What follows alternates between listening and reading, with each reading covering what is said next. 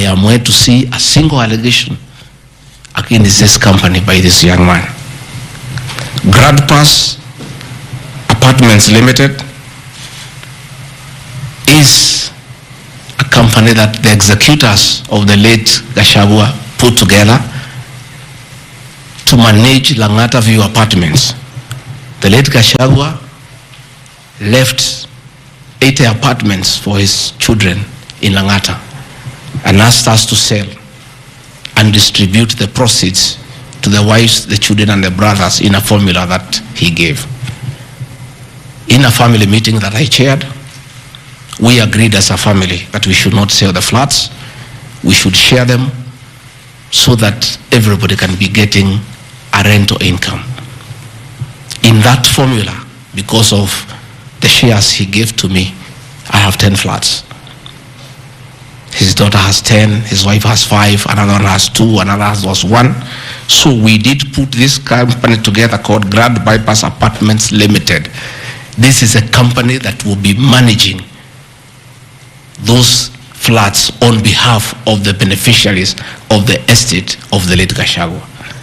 Again, this company has been put here by the Honorable Mutuse as a company that is involved in corruption.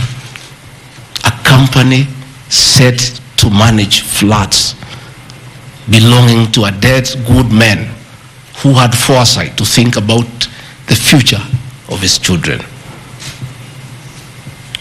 And in his death, he is being haunted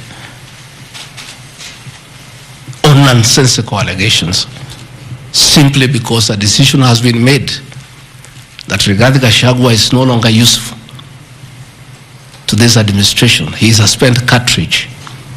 His work was to help fight Uhuru Kenyatta and get President William Ruto to power. And thereafter, he is of no use. So he should be dispensed with and somebody else can be appointed. Again, it's the will of the Kenyan people.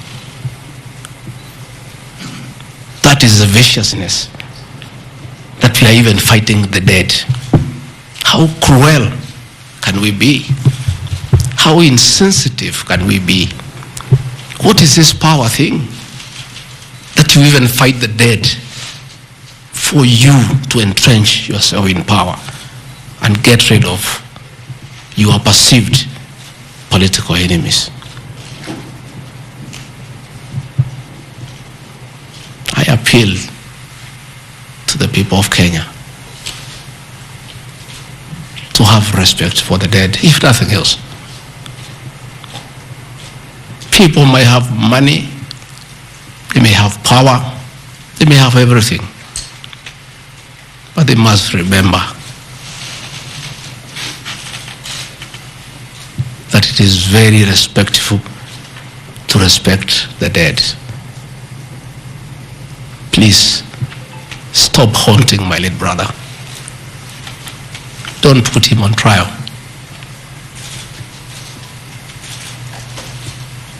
He committed no crime by working hard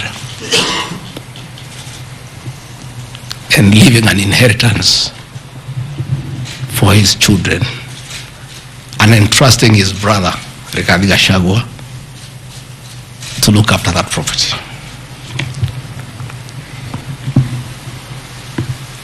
Fortis Viz Group Limited is a company incorporated in 2023 by my son Kevin and Dr. Keith. Again, some two very enterprising young men.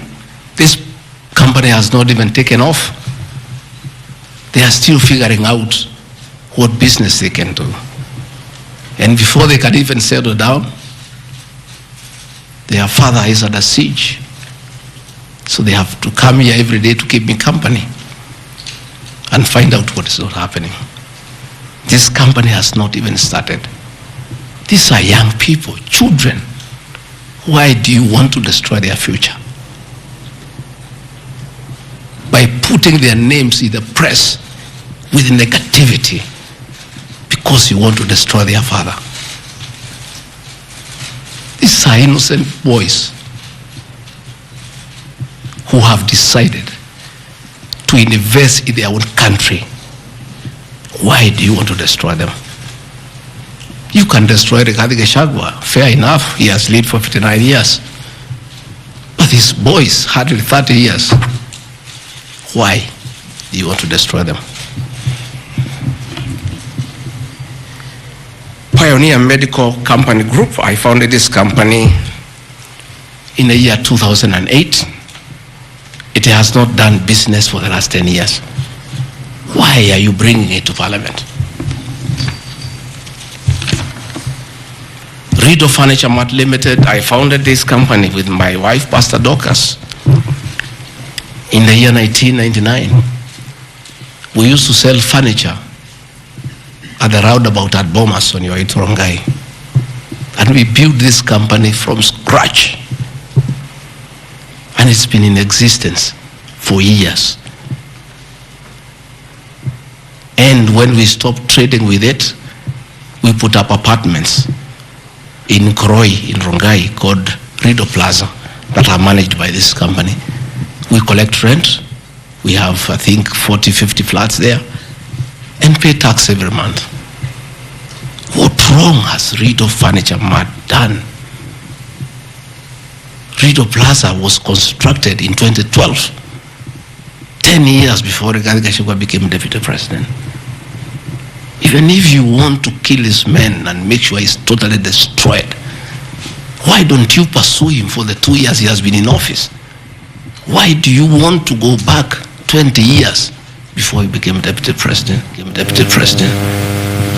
And criminalize his enterprise and his hard work.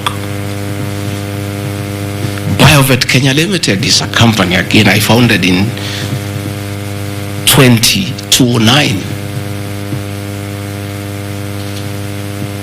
Many years before I even went to Parliament. It has not done business for the last 15 years.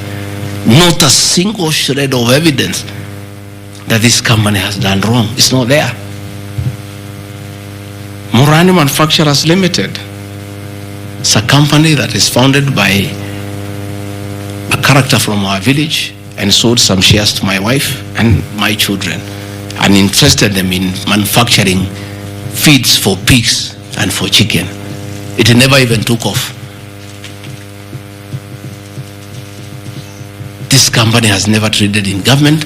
It has not done any business. It is actually dormant. I'm told the account has only 132,000 shillings. And you want to set the Deputy President of the Republic of Kenya, a man elected by 7.2 million Kenya shillings, because his wife and children have some shares in a company that has 132,000 shillings. Surely. Delta Merchants Limited is a company I founded in 2009 during the Kibaki era. It has not done business for 15 years. We demand that you say what this company has done.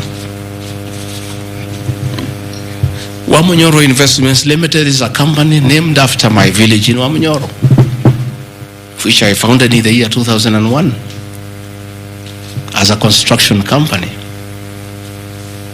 This company owns a lot of property that I bought in those years when the economy of this country was on sound footing.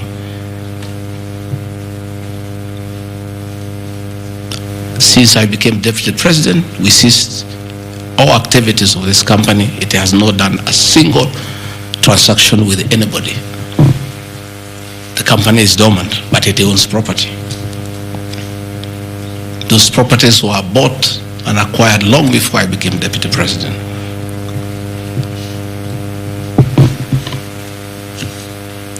Cosmea Venture Limited is a company that was incorporated in 2018 before I became deputy president by my sons. They do what you call bulk SMS. I used to give them work when I was member of parliament to send messages to my constituents. I think they were charging me 30 cents per SMS. Some young, enterprising young people.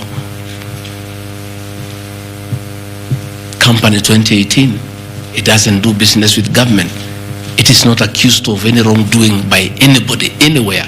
It's just putting the name there.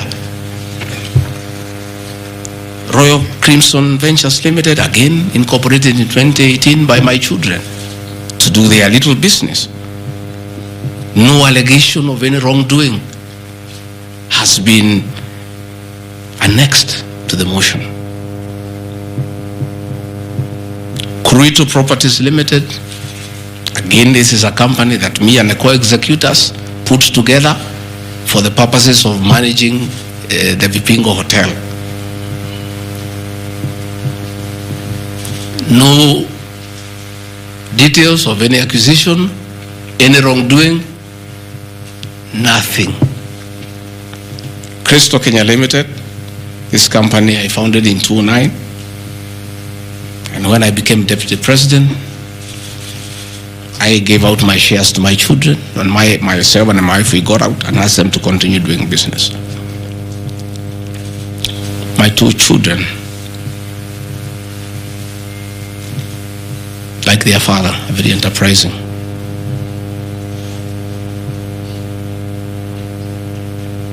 Nyeri County, where I come from, we were hit badly by COVID.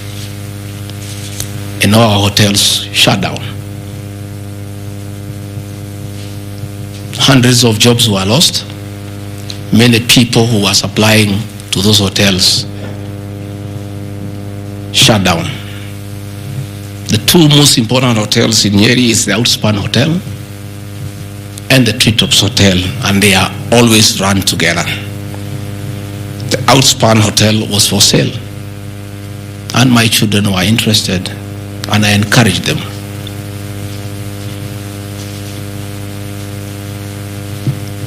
Treetops Hotel cannot be sold. It belongs to KWS. It's a government hotel. You can only lease. And the person who owned Outspan Hotel had also leased the Treetops Hotel. So my son acquired Outspan Hotel and got an assignment of the lease. So they don't own Treetops Hotel. It's on a lease from KWS to Aberdare Safari, then an easement to Crystal Kenya that is run by my children. I shouldn't be here talking about Crystal Kenya Limited and my children because they are not part of this proceeding. But they have no other forum to defend themselves, so I have to defend them. They are grown-ups. They should defend themselves, but they don't have the forum. They went to a bank and borrowed 600 million. The documents are there. And bought a hotel and bought the lease. And I publicly announced that my family has acquired the two hotels because there was nothing to hide. I saw no need to advise my children, like other people do, to buy the properties through proxy because this was street business. They went and borrowed 600 million from the bank. And they were given 1 year moratorium, which is not over, to do the renovations and all that and open the facility. But I want to thank my son, Dr. Keith Regadi. He worked very hard. That I think last month or so, I was at the Treetops with the British High Commissioner to open the Treetops. The Treetops is so important to the people of Nyeri and the Aberdare ecosystem. It is in the Treetops Hotel that Princess Elizabeth slept as a princess and woke up as a queen. And when that facility was shut down, it was very devastating to the people of Nyeri and the Aberdare ecosystem. So when the people of Nyeri heard that the son of the deputy president is interested in leasing that facility from KWS and reopen it, there was joy and ululation in the Aberdares. Since this hotel opened, 45 Kenyans are back to work. The mama mboga we talked about during our campaign are supplying vegetables to that hotel. The local butchers are supplying meat to that hotel. The traditional Moboko dancers come every weekend to entertain the tourists and get some payment. The tourism circuit of the Aberdare is back because of these two young men who are now being demonized as crooks, as criminals, who should not invest in their own motherland because they are the sons of the Deputy President. The Deputy President of the Republic of Kenya spends a lot of time in one of his functions that he has been given by the President to coordinate development partners and look for investors.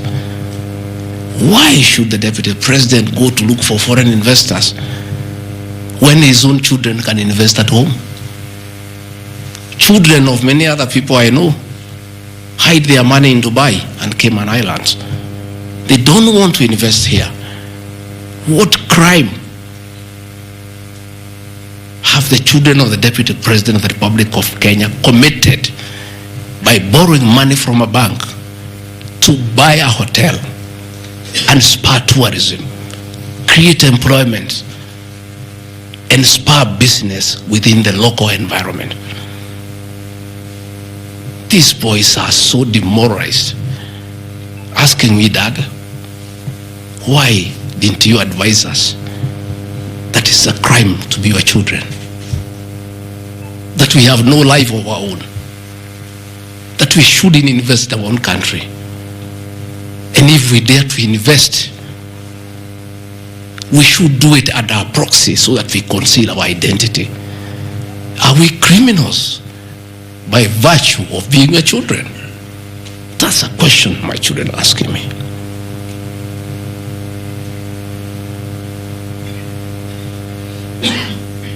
What crime can children of Kenya commit to borrow money from a bank and start an enterprise and employ people and spur tourism? How unfair can a country be to its young population to condemn them for being enterprising? I'm being told by the National Assembly that I need to be impeached from office because my children have dared to borrow money, buy property in their name and invest in their own country. And for that, their father should be sent home. I want to conclude by Karadi Farm Limited. This is a farm I founded in 2001 with my wife, Pastor Dorcas. And it runs our farms. It runs our dairy farm in Nyeri that is doing very well. I'm making $1 million shillings also every month. And I sell calves and it's doing very well. And my farm now has become a model farm for the local farmers. We are doing chicken, we are doing rabbits, we are doing sheep.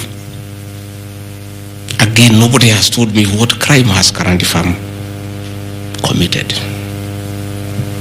Technical Supplies and Services Kenya Limited, a company I founded in 2001. I did business during the Kibaki era. When things got very bad, I stopped doing business with it. It has not done business for the last 8 years. And of course, in the 2 years I've been Deputy President. I want proof. Tomorrow, the National Assembly to table proof what these companies have done. They will be very embarrassed before the people of Kenya.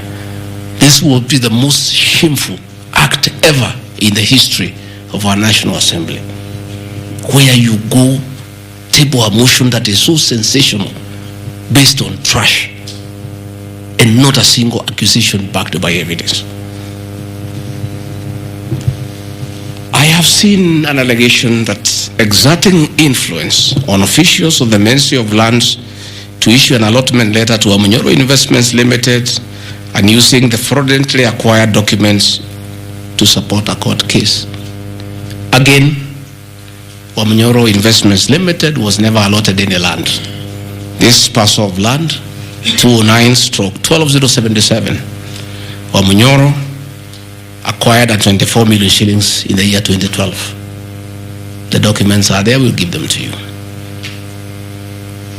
Purchase from a third party. Somebody went to the National Land Commission and lodged a case and claimed the property belonged to him, a former senior outside the Ministry of Lands. And the National Land Commission made a determination, the records are there, that the land belongs to Manyora Investments Limited. Again, he went to the High Court in the year 2022. I was not Deputy President. I made my witness statement before I became Deputy President. I supplied all documents before I became Deputy President. I did not file any evidence as Deputy President. And the matter was concluded, and the High Court issued a judgment. We'll give you the judgment that the land belongs to Manyora Investments Limited. I am told that they have appealed the judgment. I invite the Honorable Mutuse to apply to be co-joined in the appeal, and then he can argue his case. This is a matter that has been adjudicated by the High Court of Kenya and made a determination, and you want to bring it to the National Assembly. The matter is alive with the Court of Appeal. It is sub judice to even discuss it in Parliament, because a determination has been made. Irregular procurement of mosquito nets at a cost of 3.7 billion. I saw a huge headline from the Star newspaper, planted headline. This is the most ridiculous headline I've ever seen, and this is the most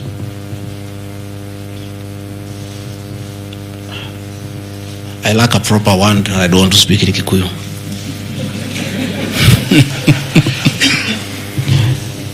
I think somebody needs to give you some water. What I want, I'm looking for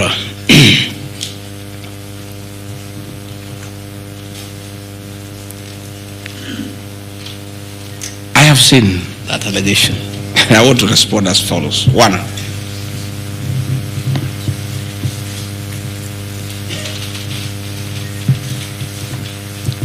there is Andrew Mulwa. He has sworn an affidavit with the false allegations, and he had better be very careful, because he has made a statement on oath. In the affidavit, he says that Deputy President was involved in KEMSA 3.7 billion irregular procurement of malaria nets, either directly or through proxies. Further,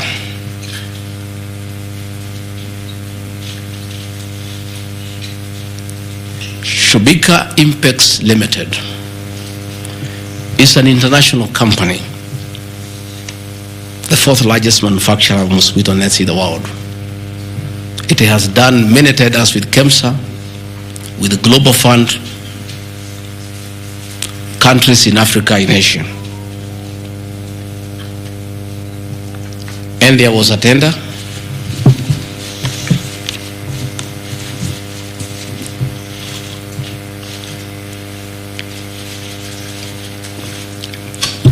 There was a tender funded by Global Fund through KEMSA, and it was an international tender for manufacturers. The company owned by my son USA Kenyans Limited are not manufacturers, and they did not participate in any way in the tender. In any way. What happened is that in the year 2014, 8 years before I became Deputy President, Shobika Impex Limited appointed USA Kenyans as their local agent, whose work is to do their errands and follow their supplies at the ports of entry. USA Kenyans did not participate in this tender. It was done by Shobika. KEMSA wrote to Shobika and said, your tender was not successful because you had a problem with pagination of your security documents. Pagination. Those of you who have done tenders, you number the pages, and if they are not right, you can be disqualified. And therefore, They were told, can you come and collect your billboard, your original billboard? That's what happens. If you participate in a tender and you don't win, you are asked to collect your billboard. And they kept on coming to collect the billboard. It was not available for almost 3 months. And they asked the local agent, that is Crystal Kenya Limited, can you follow up on our behalf? We participated in this tender. We did not win. We have a letter asking us to collect the billboard. We are waiting for it because this is money that is tied as our agent in Kenya. Can you follow up? And that is why when my son, on behalf of Crystal Kenya Limited, went to KEMSA trying to follow up. And when it was not working, he brought it to my attention and I made a call to Mr. Andrew Mulwa, asking, my son has been here. There is a little issue about a billboard of an unsuccessful tenderer. Why is it that this is money that is tied? And these are foreigners, these are foreign investors. We don't want to make life difficult for them. Please, why don't you release it to it unless there's a problem? Oh, he said, no, the matter is under investigation. That is why we cannot release it. The billboard is with the SEC. I said, fine. If the matter is under investigation, so be it. Right along, the investigations were over. EACC wrote to KEMSA and returned the billboard. KEMSA in return wrote to Shobika and returned the billboard. End of story. Shobika did not win the tender. They were not awarded the contract to supply the nets. No nets were supplied by Shobika. No public funds were lost. And we are told by Deputy President asking why a billboard to a tenderer who has failed to win cannot be returned. He endangered the lives of the people of Kenya. That is how absurd the allegation is. There is no evidence that the company with my son participated in the tender. They did not participate. There is no evidence that the Deputy President interfered with the tender. The only crime is that urging so that we don't frustrate foreign investors. If they were not successful, why are you keeping their tender security? You need to give it to them. And it was a lot of money. I think it was 500 million or something like that. So I want to say this is a very ridiculous, and I take great exception to the headline by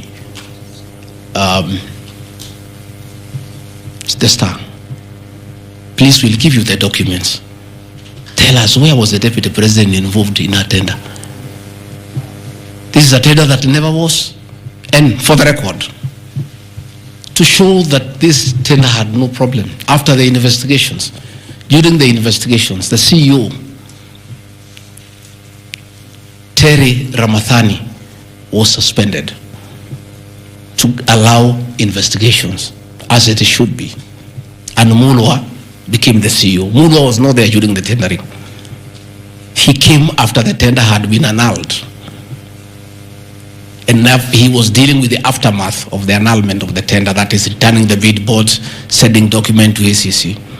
After investigations by ACC and the Senate were concluded, Terry Ramadhani was appointed by President William Ruto as the Deputy High Commissioner to India. That tells you, because when those appointments are made, the head of public service writes to ACC, DCI on issues of integrity. Terry was cleared, which means there was no scandal.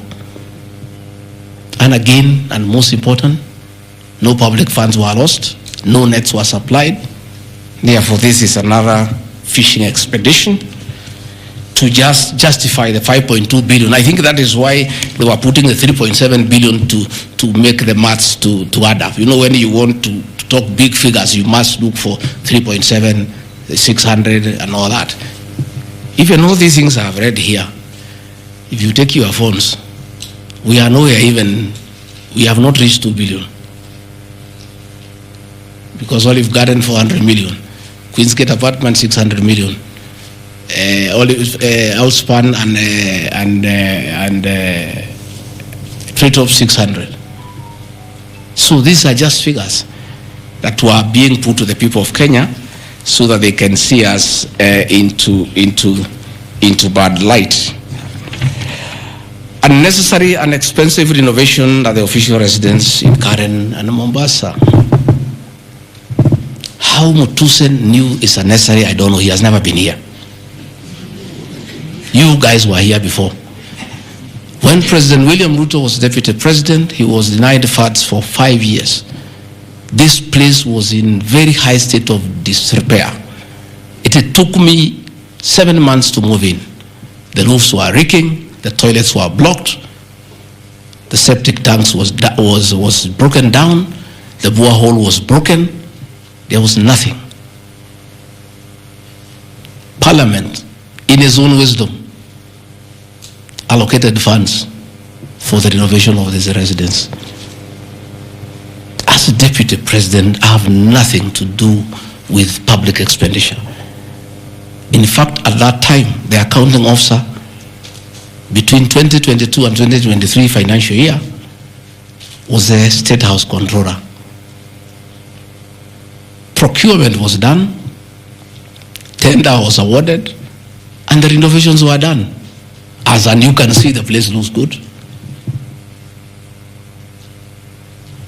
There was need to dignify the office of the deputy president because he has a function of coordinating development partners. Ambassadors and high commissioners and all sorts of international visitors are always here. So to dignify the office of the deputy president, the residents needed to be in the right standard, and that is not my decision, and I have nothing to do with it. As for the contractor who was awarded the job, I don't know him, and I don't need to know him. I have no business. Where he transferred his money, I would not know. I have no access to his account. Whether he is related to me, the answer is no. I don't know him. And for the record, I don't wish to know him because it's not necessary.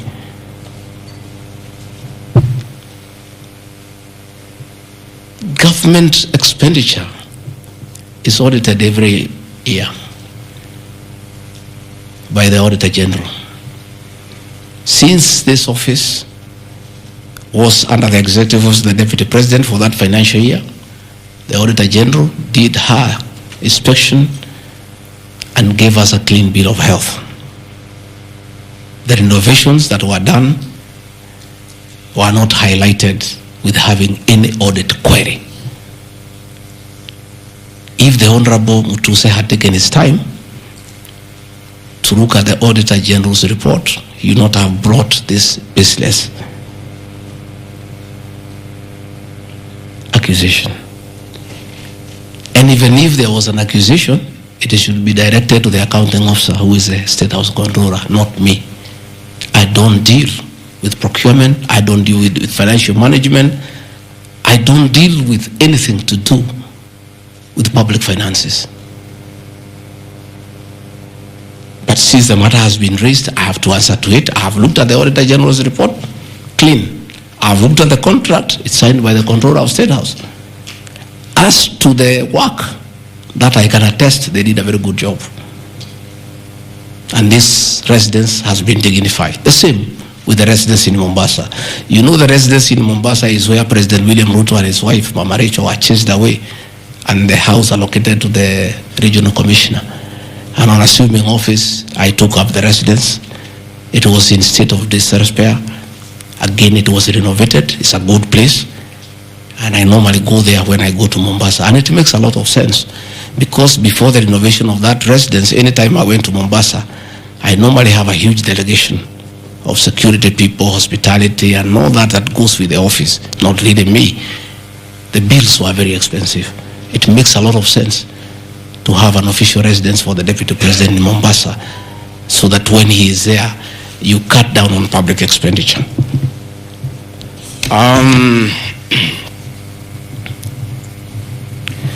dubiously acquiring a substantial portion of sum of 100 million paid to Lusona Events Limited. Again, that's another ridiculous accusation from the north. This is people who give services here for events. We have many meetings. You have come here for IBEC. There are tents put up here to the required standard. We have meetings here for development partners. This is a very busy residence. Most of you have been here. Again, I don't get involved in procurement. That is the work of the accounting officer and his team in public finance management. As to the person who does that work, I don't know he or she, and I have no business knowing who does the work. Those are things that are not in my purview. Again, the ridiculous accusations that money came to me, one would have to demonstrate how it came to me. Was it brought to me through my account, through cash? Who was there? What is the evidence? Again, it is just trying to throw mud at me. And I want to say that that accusation is baseless, and we believe, we want to see the mover of the motion coming up with tangible evidence. Again, these accusations lack particularities and specifics. They are just generalized accusations. Again, we'll be challenging that again in court, because there is a ruling that grounds of impeachment must be well grounded and must be particularized and specific. This is just an allegation. Where is the nexus between the supplier of events to this residence and the Deputy President, Gachagua? There is no nexus. I don't know the person. I don't know the company. I'm not involved in the procurement. I don't even know how it is procured. All I do is I want events and they are arranged and I take part in those events. Those accusations of funds utilizing the Deputy President, in the office of the Deputy President, coming for my personal benefit are ridiculous, unfounded, and totally malicious, and there is no evidence whatsoever. And I want you people of the press to also want these people to give you the evidence. Don't just write headlines. Ask, where is the evidence? Where are the particulars? You know, you don't just allege, oh, this particular supplier, this money went to the Deputy President. Yes, fine, that is good. How? How did it go to the Deputy President? You must explain.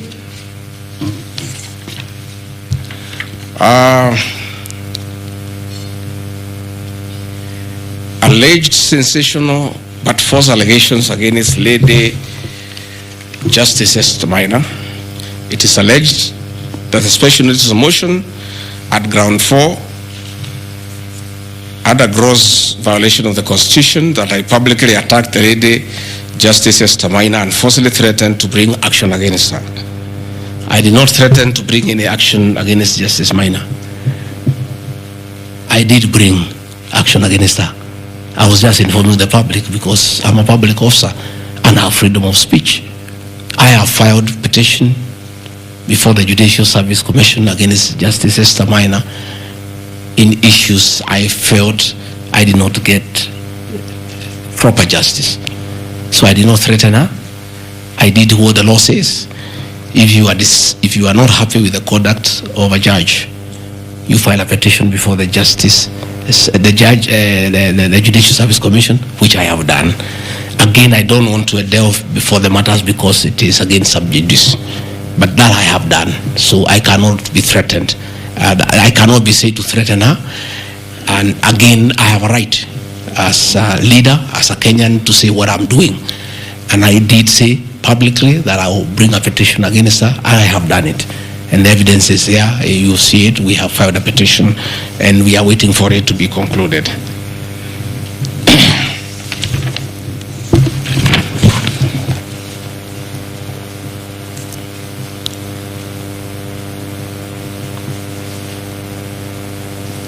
Again, I want to emphasize that my statements were protected speech consequent to a decision by the landed judge in a matter involving my personal assets, which I disagree with and found to be wholly unfair. The matter having been concluded at that stage, my criticism of the decision was not sub judice, nor in any other manner prohibited by law. While I respond to the ruling of the learned judge, I was in absolute disagreement with it. Contrary to the assertions, the special motion, I did not forcibly threaten to bring action against the learned judge. I took legal action available to every citizen of Kenya under Article 168(2) of the Constitution, which allows any person to petition the Judicial Service Commission for the removal of any judge, and filed a legal complaint before the Judicial Service Commission in March 2024. The complaint being live before the JSC, discussion of the conduct of the learned judge in the said matter here would be sub judice. Diverting materials meant for construction of Kilifi Malindi Highway to tarmac a private load to Vipingo Beach Resort. Again, I said Vipingo Beach Resort belongs to the estate of the late Governor Gachagua. The facts are as follows. King Charles III visited Kenya between 30th October 2023 and 3rd November 2024. During his state visit, one of the designated places where King Charles III was to visit was Ruto Marine Conservancy, which shares a road with the Vipingo Beach Resort. And it's a public road, by the way, it's not a private road. I have annexed a copy of the program of the state visit to Kenya by King Charles III, marked RG, which at page 13 on item 63 and 64 shows his departure and arrival at Ruto Marine Conservancy. As I was walking around, I slept there, I think 2-3 weeks before the arrival of the king. And as you all know, I walk every morning. And as I walked on that road, I found there was a lot of activity and tarmac was going on. I was very happy and I asked what was happening. And I was told that the king himself, the third, will be coming. So, like all other residents of that area, we are very indebted to King Charles III, that this was done very speedily. Regarding Gachagua never called anybody to do this road. In fact, I'm informed that this road is donor funded, the one to Kilifi, and there is a component of corporate social responsibility. And I have learned, after I have inquired, that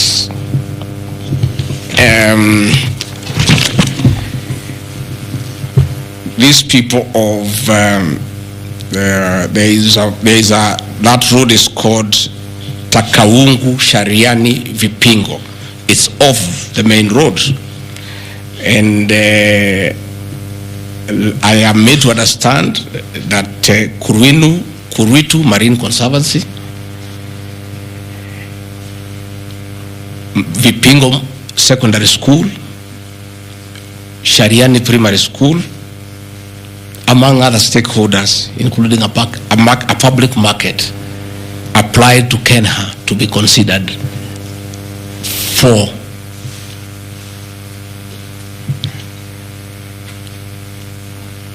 corporate social responsibility. And I think the issue of the king hastened that request. And that's why I said we are grateful to the king. Again, I invite evidence to show that I influenced that road. In any case, I would like to know the member of parliament for that area, how he will vote in this motion.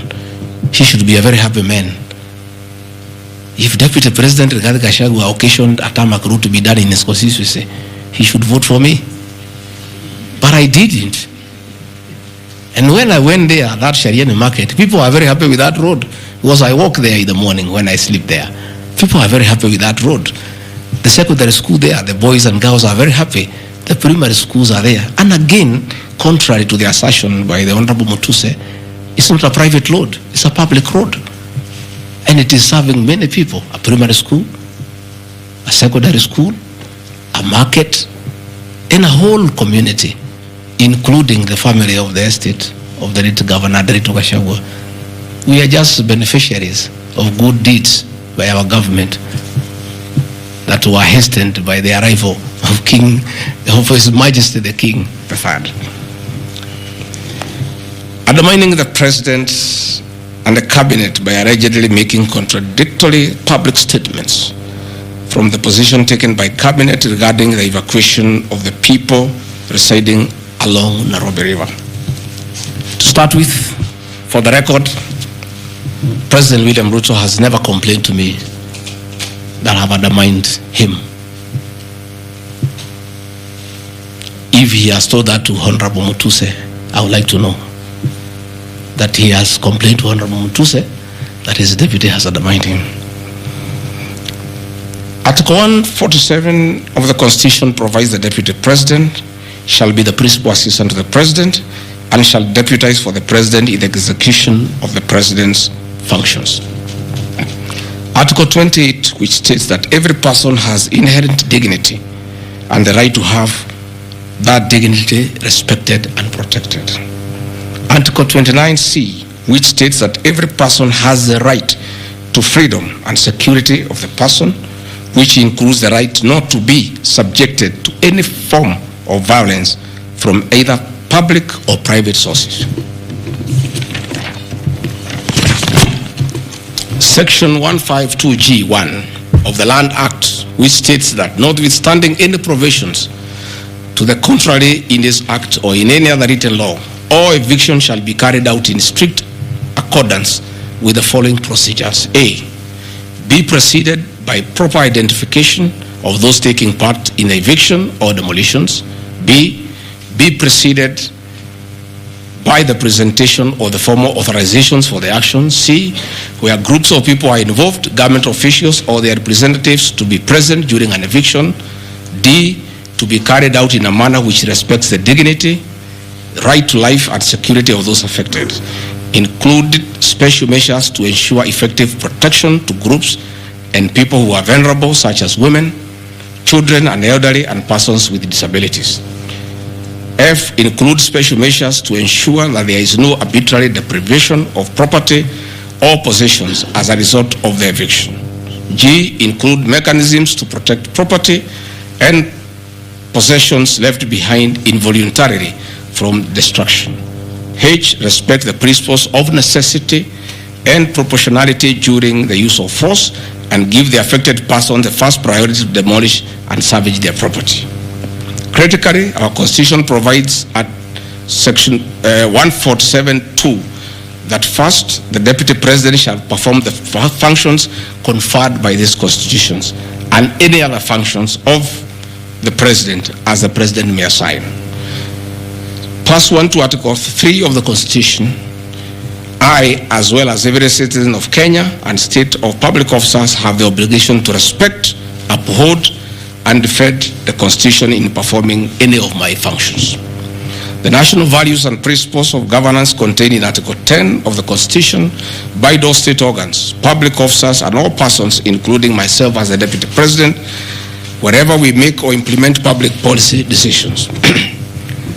In relation to this matter, these national values and principles include the rule of law, democracy, and participation of the people, human dignity, equity, social justice, inclusiveness, equality, human rights, non-discrimination, and protection of the marginalized. Adherence to these principles became extremely important when we, as state officers, are contemplating legal evacuation of citizens with a duty to avoid inhuman forced evictions that would be contrary to our Constitution and international law. While campaigning with the President, and subsequently when I was sworn in as Deputy President, you can remember, I promised as a key pillar to the Kenya Kwanza government that there will be no forced and unlawful evictions and that all evictions shall be human and entail legal compensation. You remember my inauguration speech. I said never again shall this administration carry out inhuman evictions in a brutal manner as was done in the previous administration. I and my office, the Office of the Deputy President, have undertaken extensive engagement with all parties in regard to the cabinet decision on eviction, which I fully support, including the Nairobi River, which is an entity under the ODP and County Government of Nairobi. Adherence to these principles become extremely important when we as state officers are contemplating legal evacuation of citizens with a duty to avoid inhuman forced evictions that would be contrary to our Constitution and international law. Guideline number 6 of the United Nations General Assembly, guidelines for the implementation of the rights to adequate housing, prohibits forced evictions, and the state should ensure that any eviction under domestic law are fully compliant with international law. The guidelines further require meaningful engagement with communities to ensure that the rights of residents are implemented cooperatively without the need for eviction procedures or police enforcement. I have supported the implementation of cabinet directives on the eviction, safe for the fact that on being informed that each person residing at the Nairobi River was being evicted and paid only 10,000 shillings, which I and many other Kenyans felt inadequate compensation for eviction. I insisted that the government should abide by constitutional dictates and international norms while implementing any cabinet decision, including eviction, and maintain the dignity of citizens of Kenya facing evictions. My statements did not and cannot be construed to undermining the president, because the president, like me, sought to defend the very constitution. I hope I'm very clear. Am I clear? I cannot, I will not oversee, supervise, forced, brutal eviction against the people of Kenya. That I will not, and I can't. President William Ruto and I on the campaign trail gave a solemn undertaking to the people of Kenya that under our administration, that will never happen. So when I was asked to oversee brutal, inhuman eviction against innocent people without notice, without compensation, without due regard to what the Constitution says, I found it very, very difficult, and I rescued myself and allowed the CS for Interior, the Head of Public Service, the PS for Internal Security to proceed. If that is the reason why Gachagua should be impeached as Deputy President of the Republic of Kenya and sent home for refusing to undermine the Constitution, for saying no to brutal and inhuman eviction of poor Kenyans, let it be. Undermining devolution by allegedly holding a meeting in Nairobi.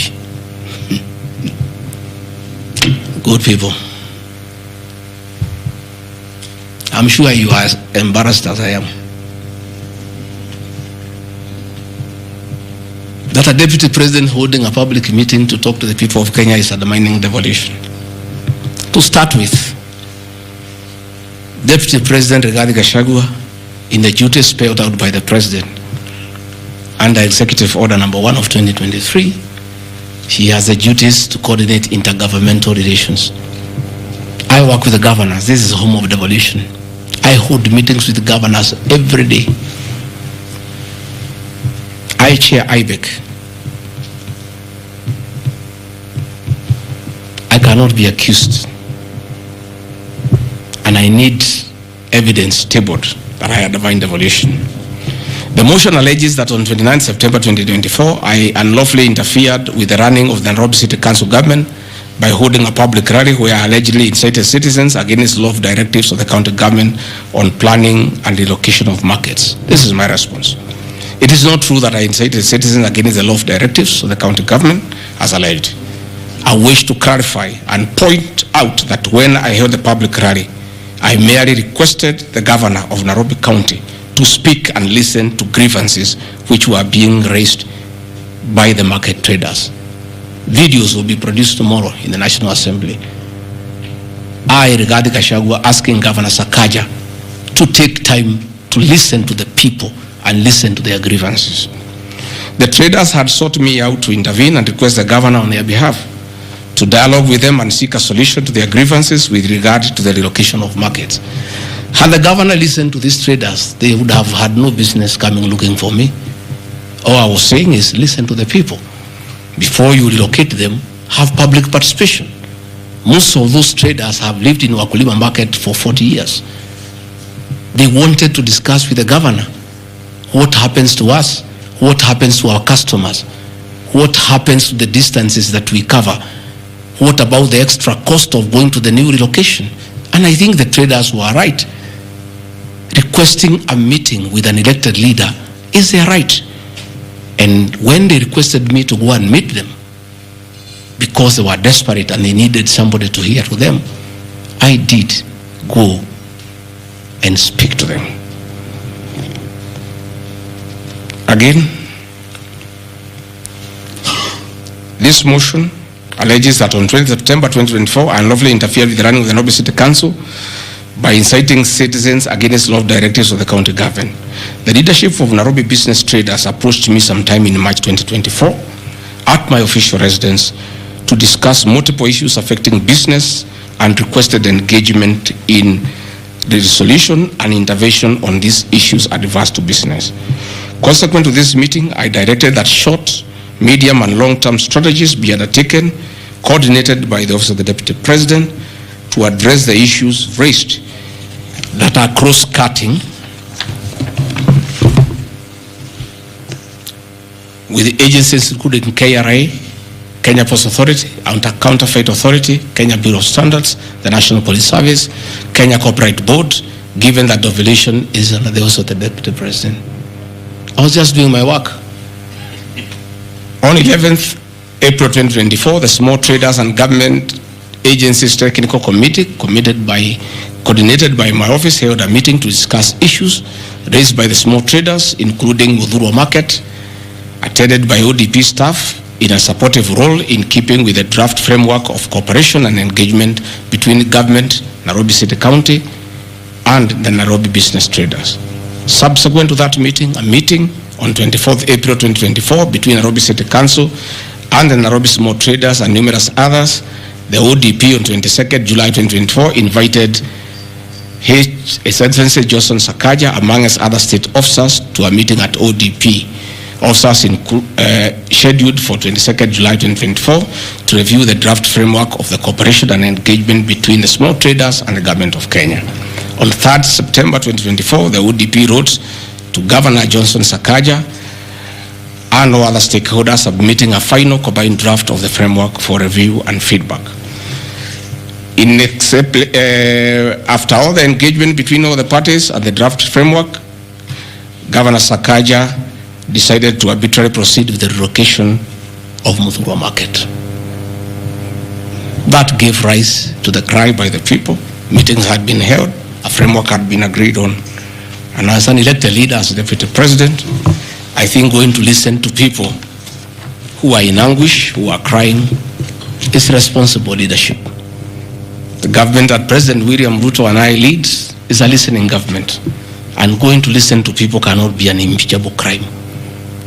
I would like to know how members of parliament would want to send me home for going to listen to people who are crying that they need to be listened to. I would like to understand. Undermining devolution by allegedly holding meetings to fight alcohol.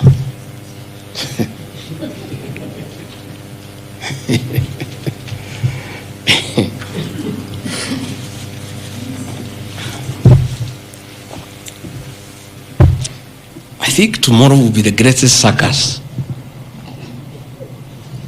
Or do I call it the theater of the absurd? That Deputy President Gachagua,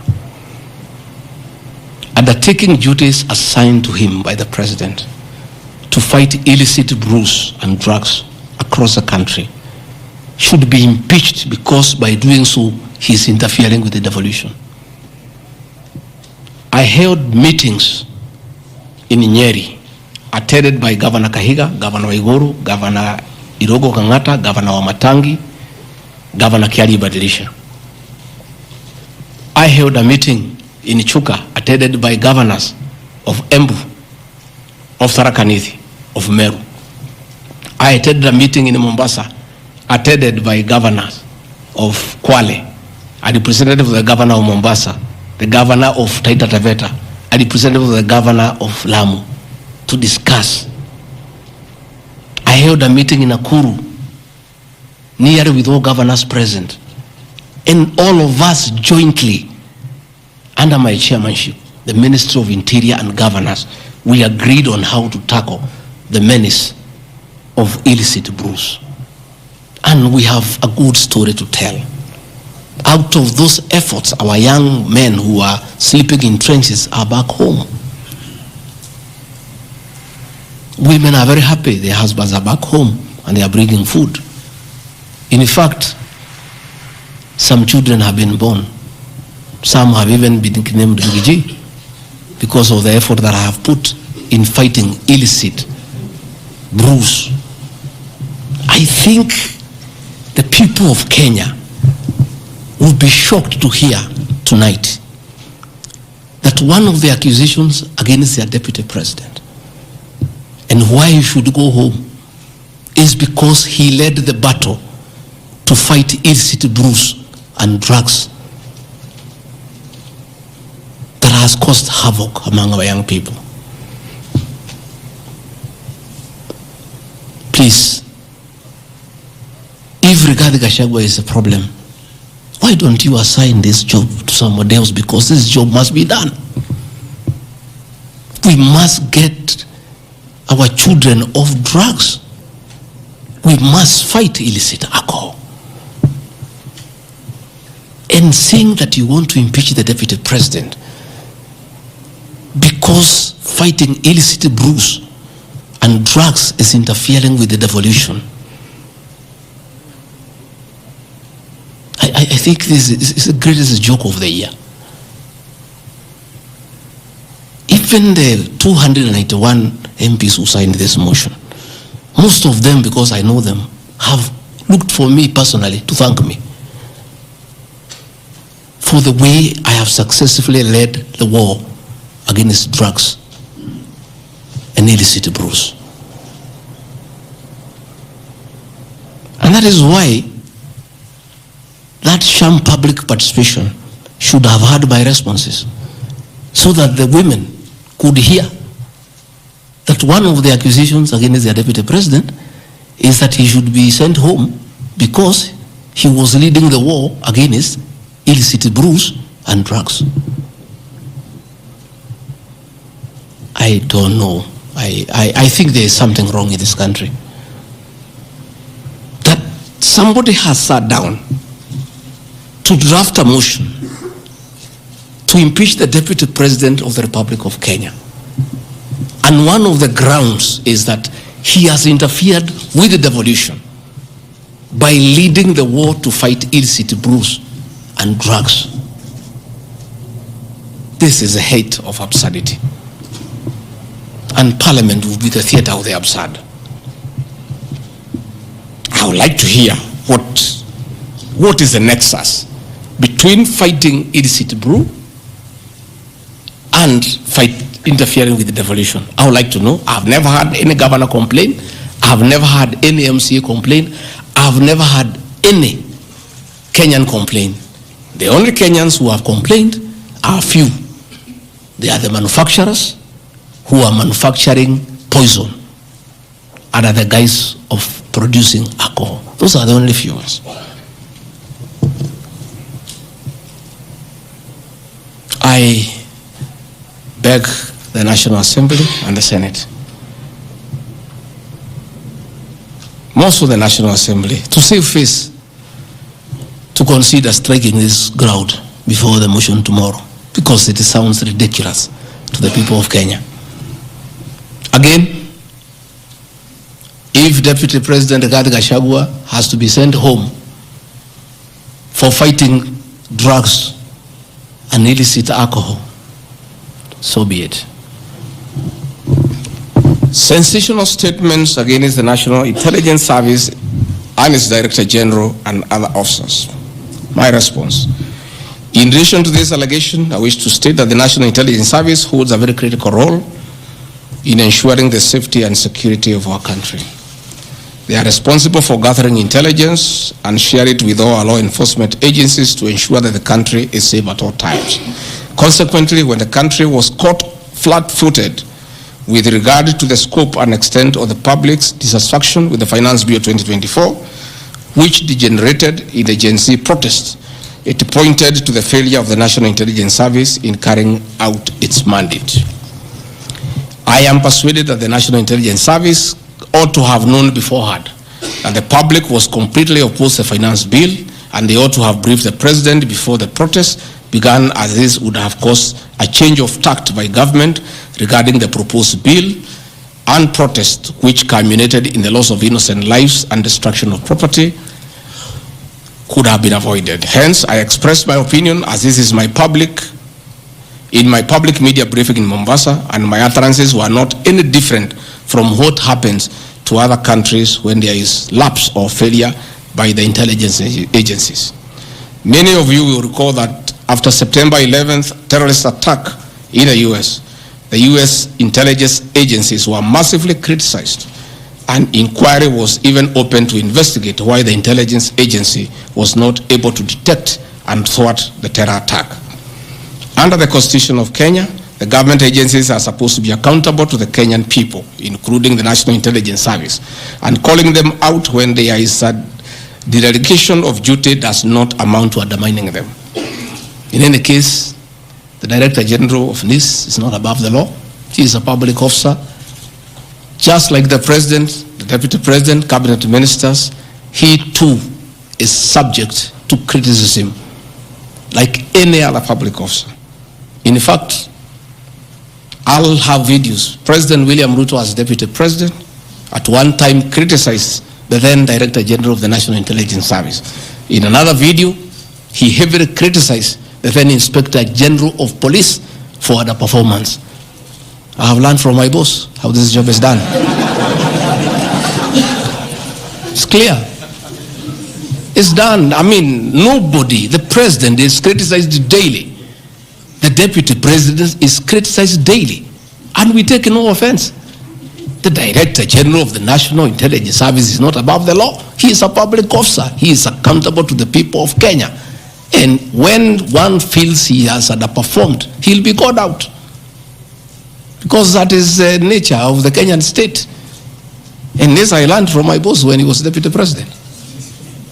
Again, there was the issue that the President and I committed ourselves publicly that never again in our administration shall ever we allow abductions and extrajudicial killings. Despite the police keeping on misleading the President to say that there are no abductions, you all know, you have evidence on video that they have happened. And that is what I commented, and I said it is wrong. And because I'm a truthful person, I'll say what is wrong when it happens. Despite the fact that I am compelled by the principle of collective responsibility to be part and parcel of every decision made by government, that I'll continue to do so, but only those decisions that are constitutional and within the rule of law. Abductions and judicial killings are unconstitutional. I will never support them.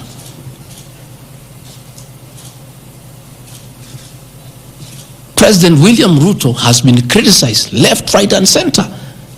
I have not seen him take anybody to court for criticizing him. Why is Rigathi Gachagua being impeached for calling out the Director General of the National Intelligence Service? The Deputy President is criticized daily. The judiciary is criticized daily. The media is criticized daily, including the Star, whom I've criticized today. But that is as far as it goes. And again, despite being just the Deputy President, I enjoy a constitutional right in the Bill of Rights, freedom of speech. And if the Director General of the National Intelligence Service was aggrieved, there are mechanisms of how he can take me to court and sue me for defamation. And I'll be able to argue why I said what I said. So that is not a ground for impeachment. I mean, that is curtailing liberties, the freedom of expression, the freedom to hold public officers accountable for their actions.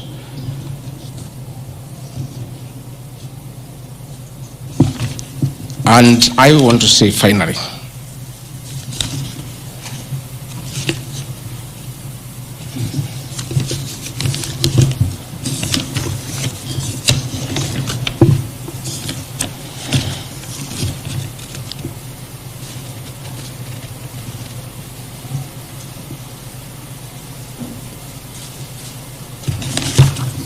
I think I've literally addressed all the grounds because I felt it's important for the people of Kenya to know the allegations against the Deputy President and his responses.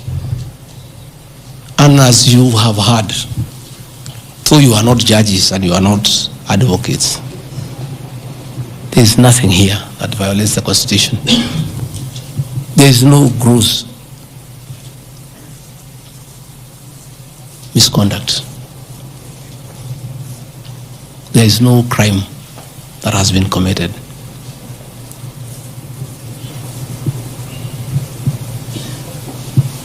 I'm innocent on all these charges, and I want to clarify my apology yesterday to the President did not in any way imply that I'm guilty of these charges.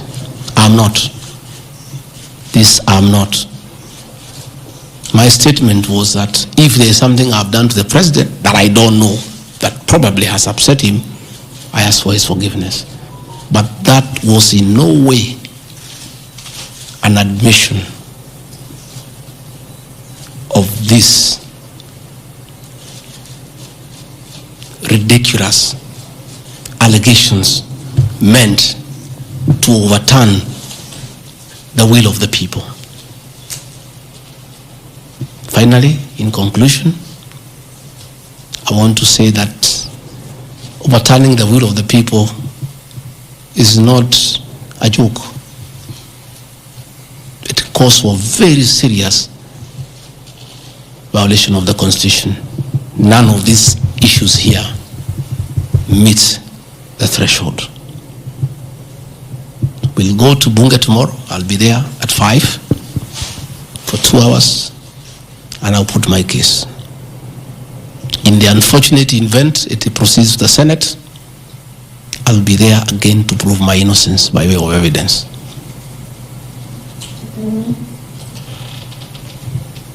When I called this press conference, there was a lot of speculation that Rigathi Gachagua wants to resign.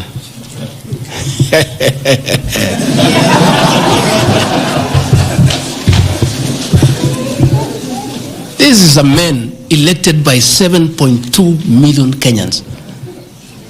How dare you suggest to him that he can do so without public participation?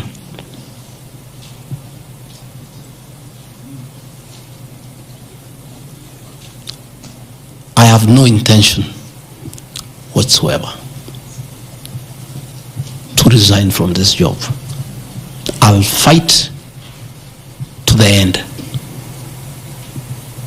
I have tremendous respect for our judiciary and the professional judges of the High Court, the Court of Appeal, and the Supreme Court. And in the professional manner, they have handled serious issues affecting Kenya. The impeachment of a deputy president elected by 7.2 million Kenyans is not a small matter that can hastily be decided by a few members of parliament and senators and wish it away.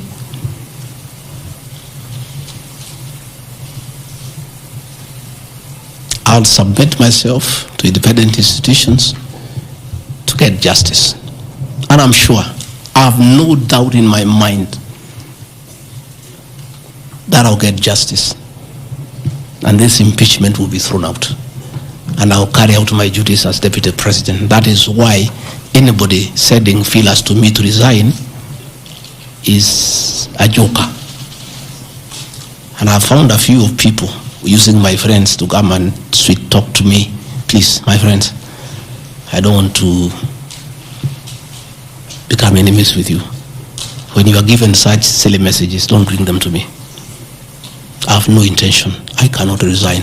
I did not give myself this job. I was given by the people of Kenya. I've done nothing wrong against the people of Kenya whatsoever. I've worked hard.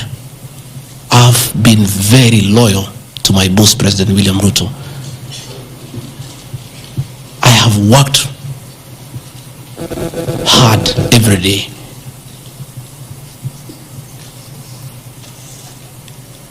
And I will not be distracted. I think there's one issue I've forgotten, one ground. The issue of the shareholding, isn't it?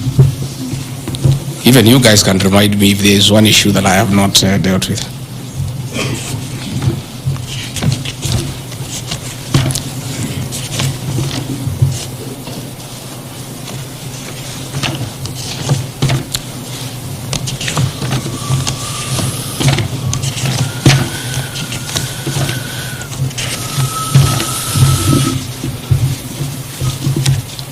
Can somebody there give me my notes on shareholding?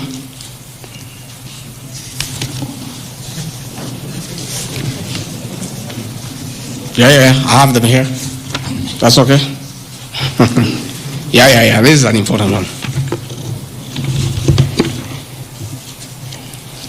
Yeah, there are several. I had not, there are a few silly ones. There's one that,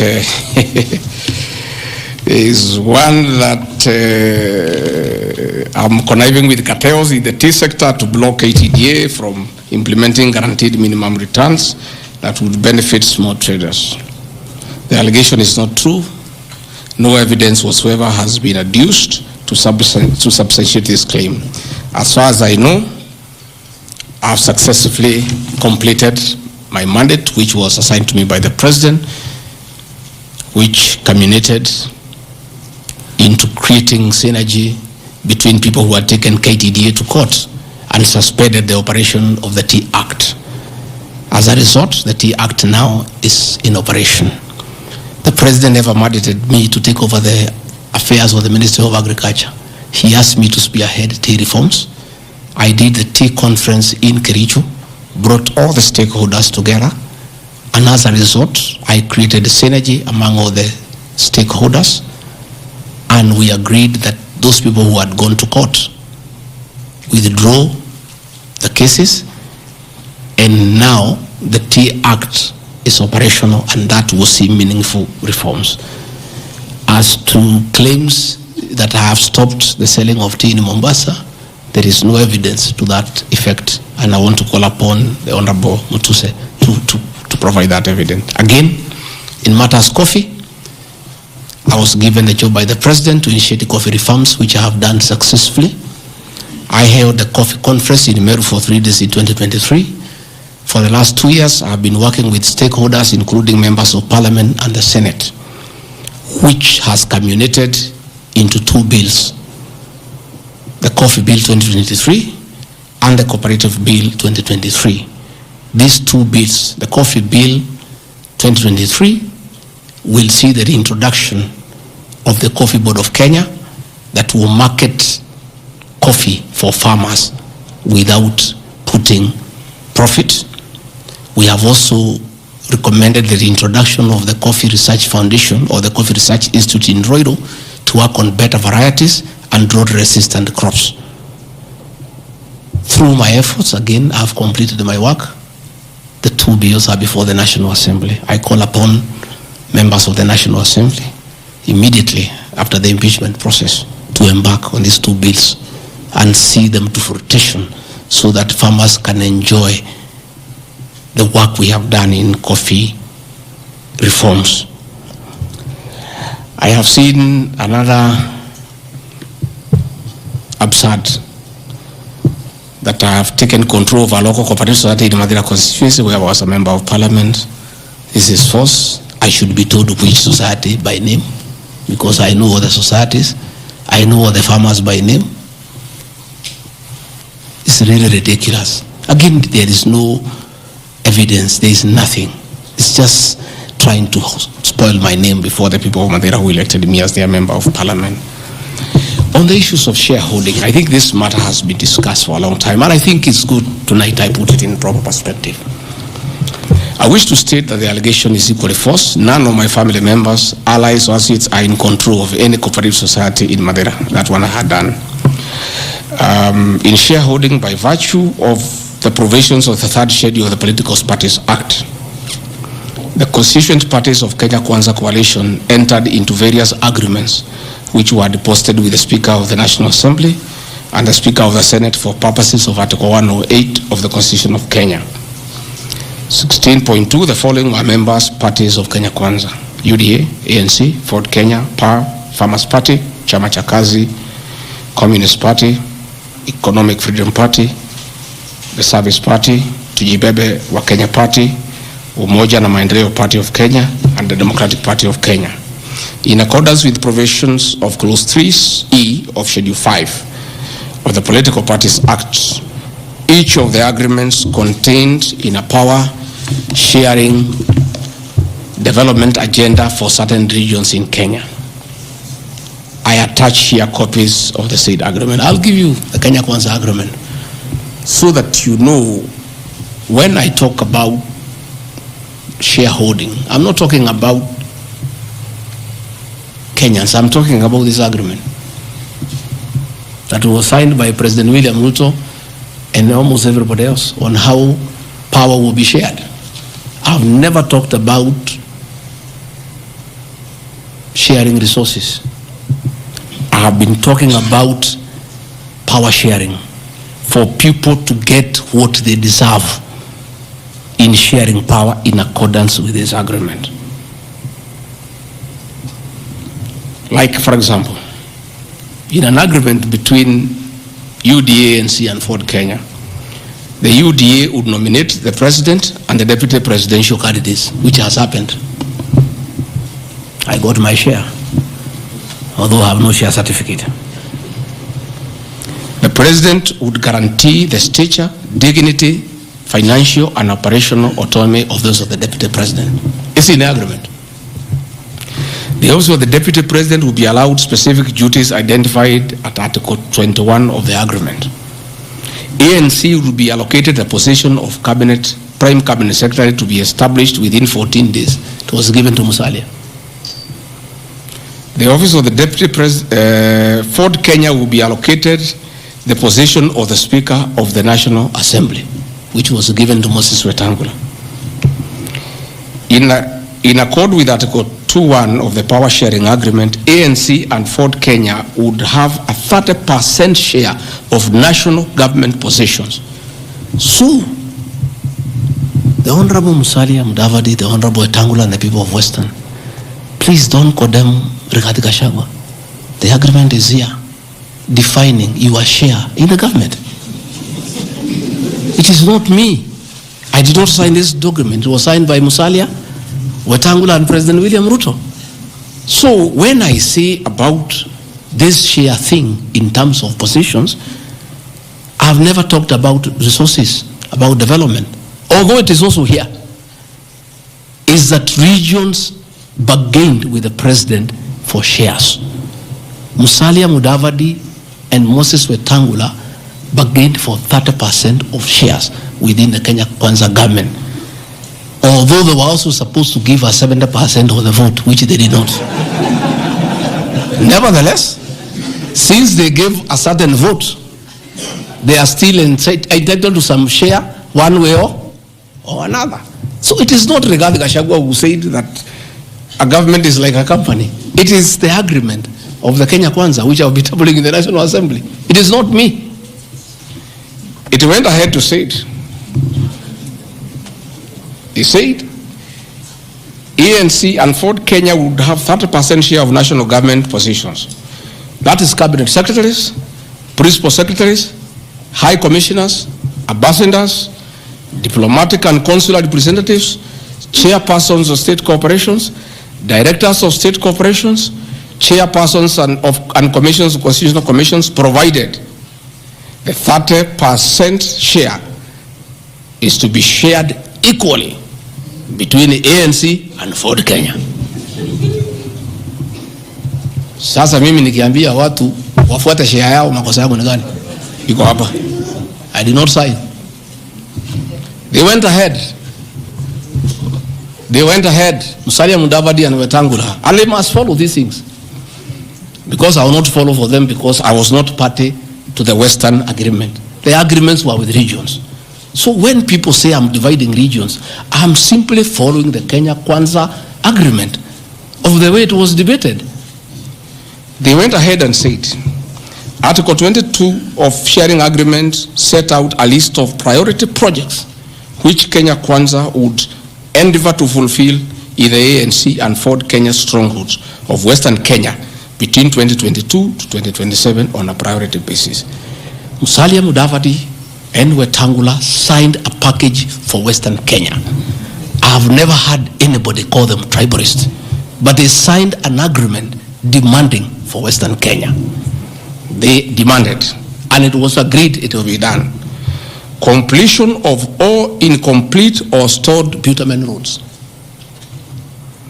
construction of an extra 1,000 kilometers of bitumen in Western Kenya, revival and modernization of sugar factories in Western Kenya, establishment of new industries identified in Article 22 of the agreement.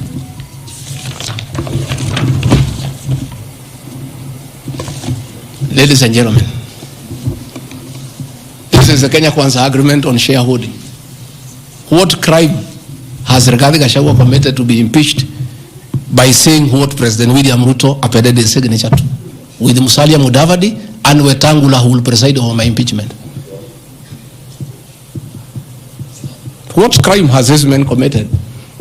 The crime of this man is just being truthful, because people do not want these things to be known. That is the problem.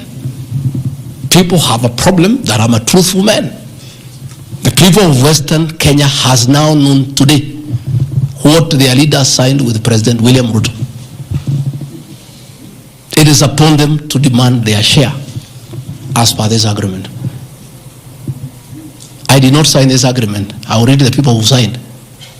But because I was present and I'm a truthful man, I fight for the people of Western Kenya. Power sharing agreement between Kenya Kwanza and PAR of Amason Kingi. I want to give two examples.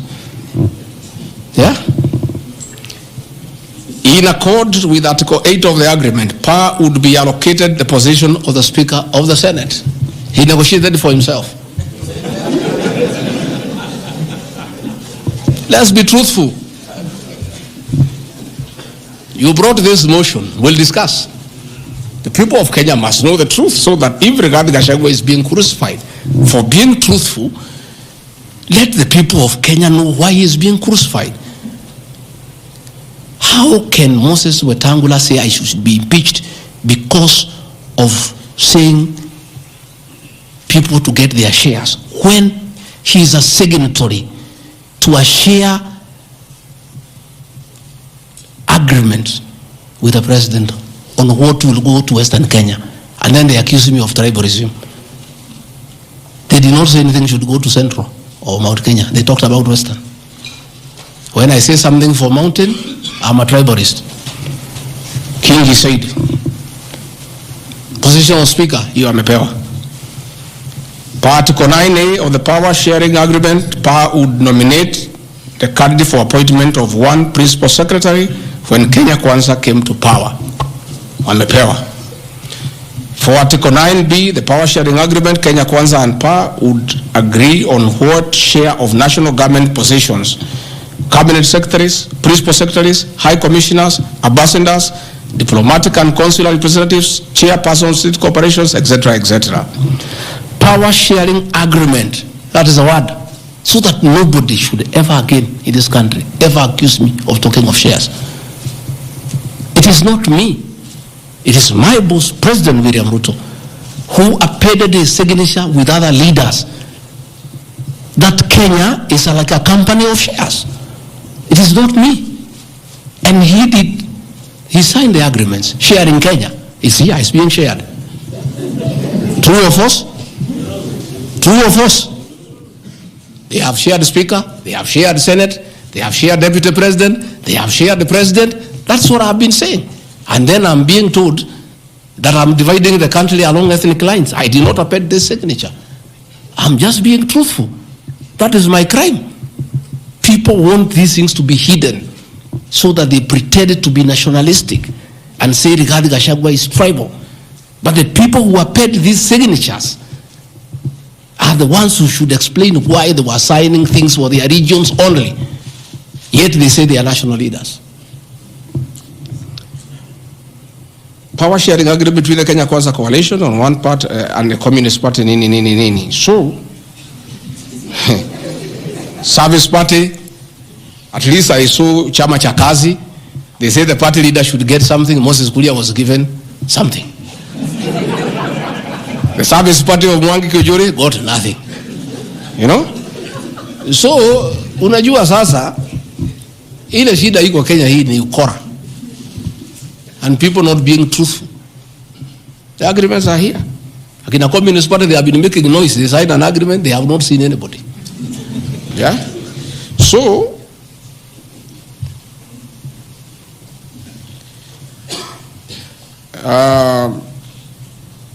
my speeches on the shareholder issue are informed by their aforesaid power sharing covenants, which are founded on law and lessons learned from the well-known disputed 202 NAC power sharing agreement. Further power sharing agreements are a feature of government formation in all democracies in the world that provide the formation of coalitions. My pronouncements on the issue, properly understood, are not only anchored in law, but entirely harmless and incapable of being construed as a basis for ethnic animosity, a danger to national cohesion, or a threat to national unity.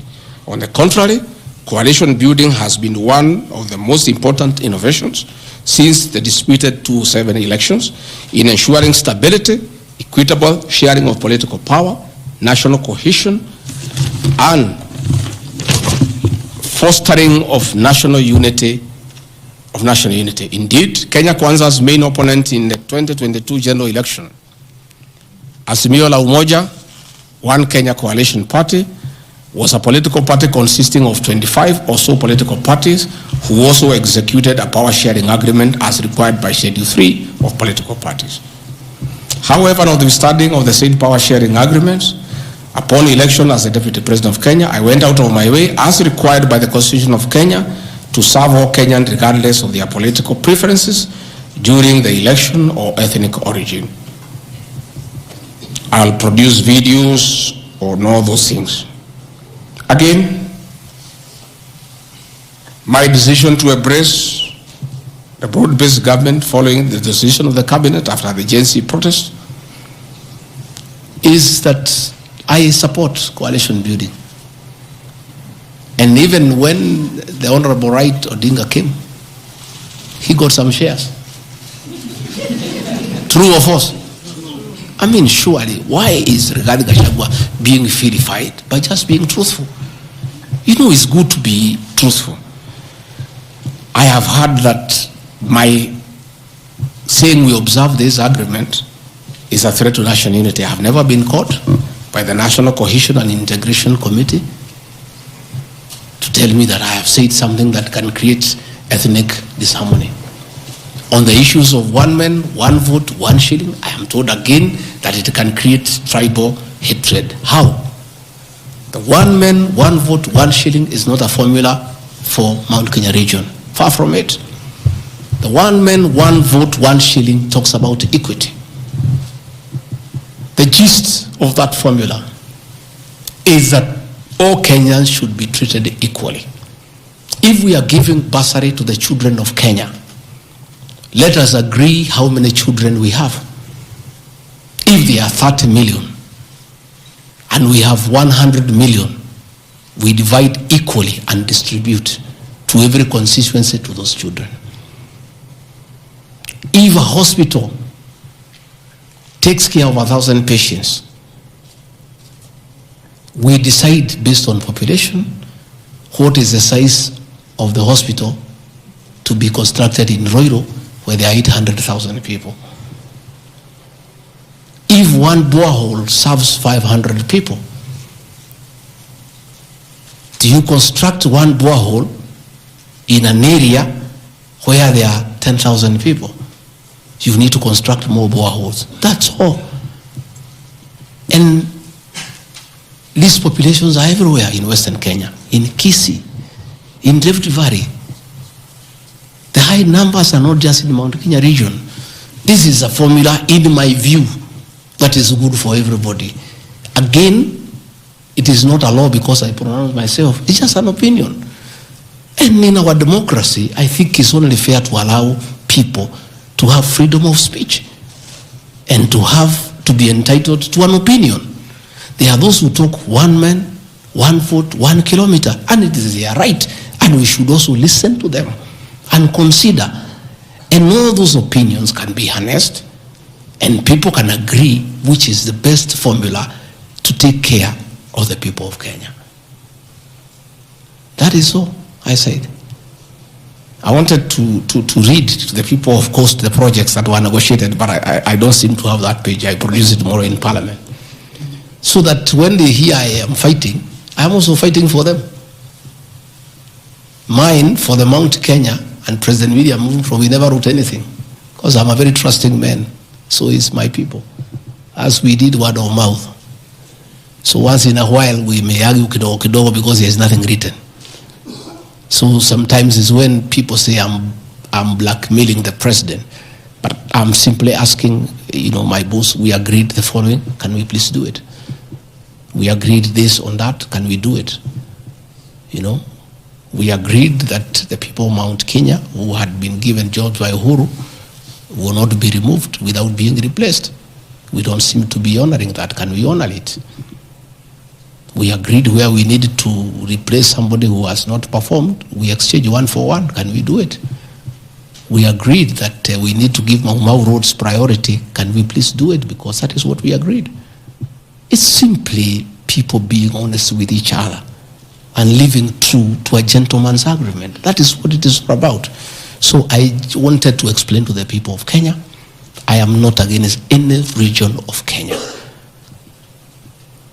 I am just a crusader for honesty and for fulfilling written and unwritten agreements. That is all I am.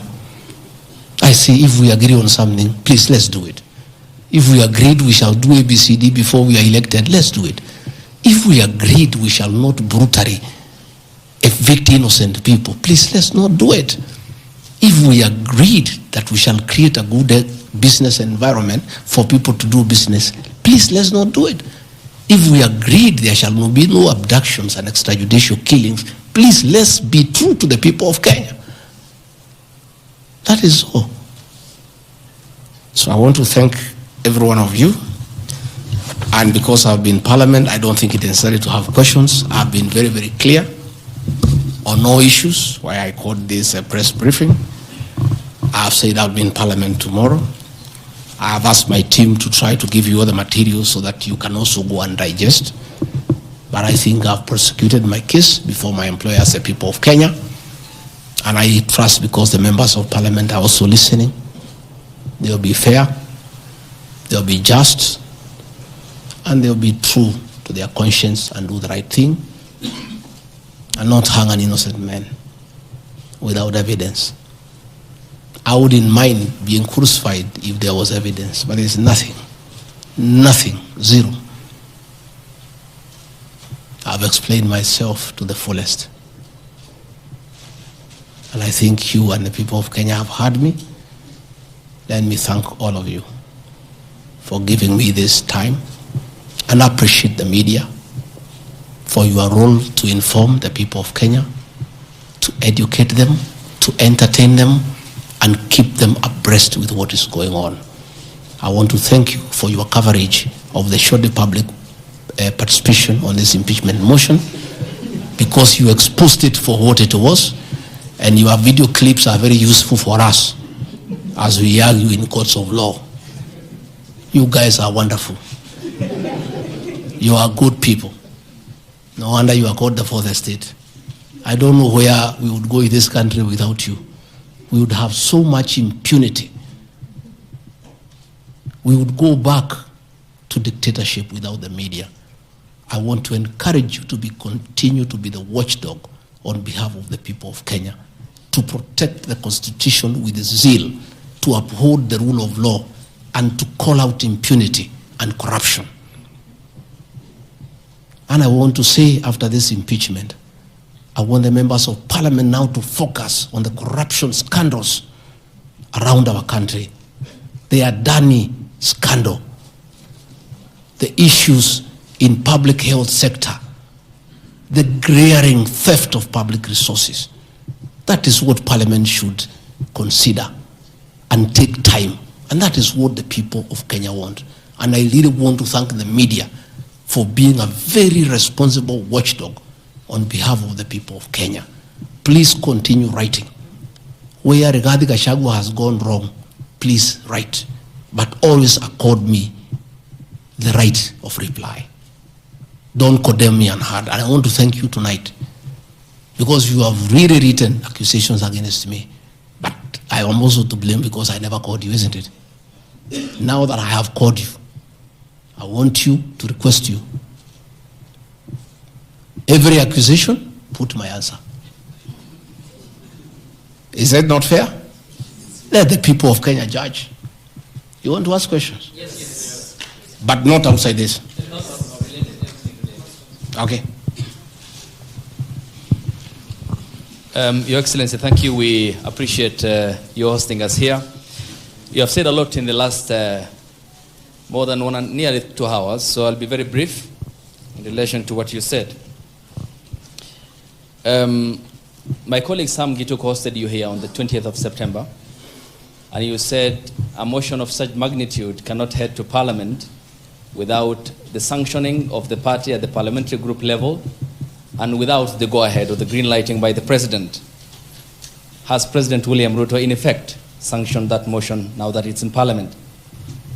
Second, this is in relation to your statement on the 4th of January this year regarding High Court Judge Honorable Esther Maina you have mentioned.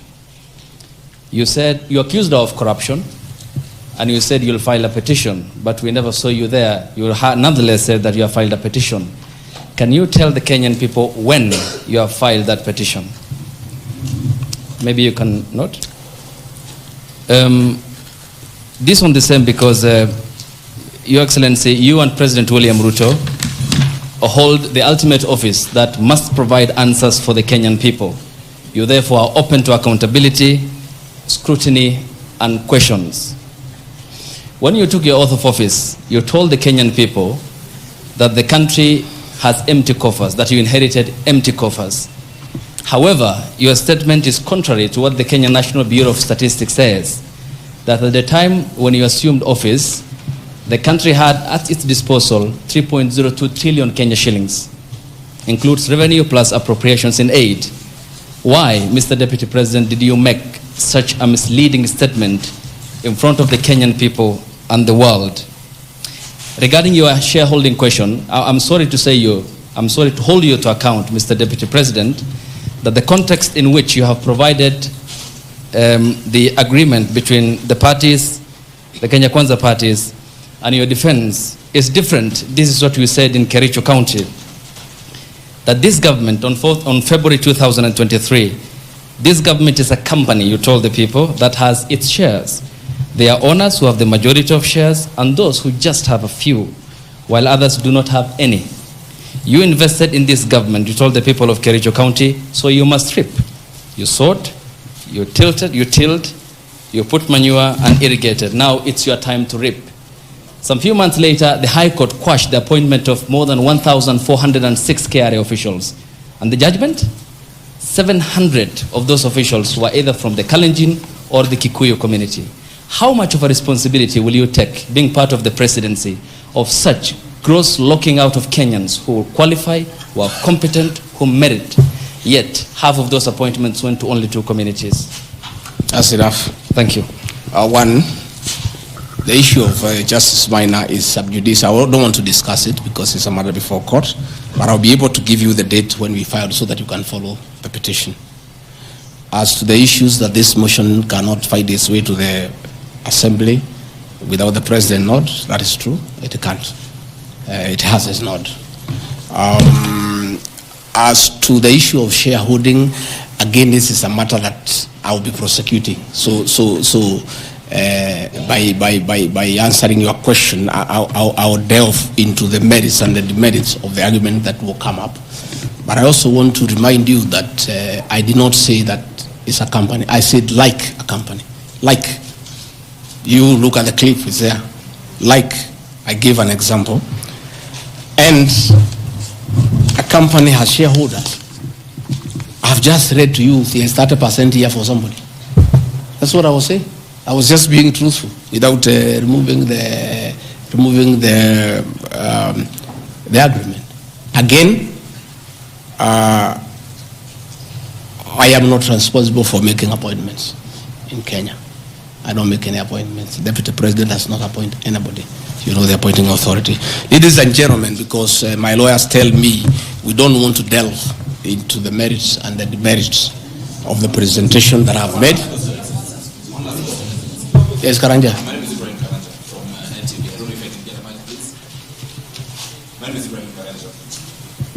NTV. Your Excellency, when you apologized to President Uhuru Kenyatta, you said that the words used then were out of political reasons, and that's why you are apologizing. So why should Kenyans believe you today that what you're saying is not for political reasons, for your own immediate benefit? My second question, Your Excellency, what next if this impeachment happens tomorrow? If you're impeached, what next for you? If you're not impeached, then what next in this political marriage between you and President William Ruto? Let's say your answer is what I've discussed here are facts. It's for the people of Kenya to look at the facts and decide whether they have the necessary veracity or not. As to what I'll do or not what I'll do, let's cross the bridge when we get there.